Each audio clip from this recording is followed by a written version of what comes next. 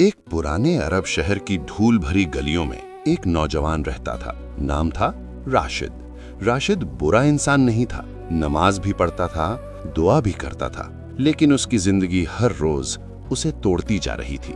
काम मिलता तो कुछ दिनों में छूट जाता, पैसे आते तो बीमारी या जरूरत सब ले जाती। घर में एक बीमार माँ थी जो दर्द में भी अल्हम्दुलिल्लाह कहती थी, और एक छोटी बहन जो हर रात भूखे पेट सो जाती लेकिन शिकायत नहीं करती। एक रात राशिद देर तक सो नहीं पाया।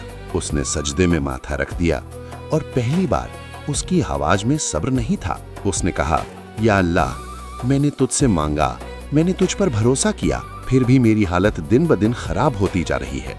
क्या मेरी दुआ तेरे दरबार तक नहीं पहुंचती? उसकी आंखों से आंसू टपक रहे थे, लेकिन आसमान खामोश था। राशिद उठा, मस्जिद से बाहर आया। ठंडी हवा चल रही थी, गली सुनसान थी। उसी गली के मोड़ पर एक बूढ़ा आदमी बैठा था, कपड़े पुराने, हाथ कांपते हुए। बूढ़े ने धीमी आवाज में कहा, बेटा, 3 दिन से कुछ नहीं खाया, अगर थोड़ी सी मदद हो जाए। राशिद ठहर गया।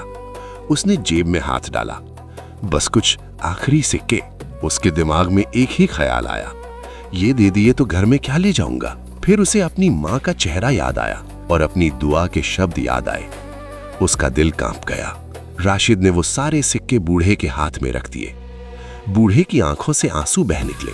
उसने कहा, अल्लाह तुम्हें ऐसा देगा जिसका तुम सोच भी नहीं सकते। राशिद बिना कुछ कहे घर लौट आया। घर में अंधेरा था, माँ लेटी हुई थी, बहन सो चुकी थी। राशिद दीवार से टिककर जमीन पर बैठ गया। उसके पास अब कुछ भी नहीं था, न पैसे, न उम्मीद, बस एक थका हुआ दिल। उसने आंखें बंद की और कहा, या अल्लाह, अगर यही तेरी मर्जी है तो मैं राजी हूं। उसी पल फोन बजा। राशिद चौंक गया। एक अनजान नंबर। उधर से आवाज आई, क्या आप राशिद बोल रहे हैं? हमें आपका नंबर मिला है, हम आपको एक काम के लिए बुलाना चाहते हैं। राशिद को यकीन नहीं हुआ। अगले दिन वो दिए दे पते पर पहुंचा। वहां उसने देखा वही बूढ़ा आदमी साफ कपड़ों में बैठा था। आसपास लोग इज्जत से खड़े थे। राशिद हैरान रह गया।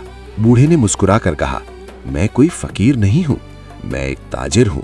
मुझे ऐसा इंसान चाहिए था जो तंगी में भी अल्लाह पर भरोसा न छोड़े। फिर उसने कहा, कल रात जब तुमने अपने आखिरी सिक्के दिए, उसी वक्त तुम्हारी दुआ कबूल हो गई थी। राशिद की आंखों से आंसू बहने लगे। उस दिन उसे काम मिला, इज्जत मिली और रोजी का रास्ता खुल गया। लेकिन सबसे बड़ी चीज जो उसे मिली वो था यकीन।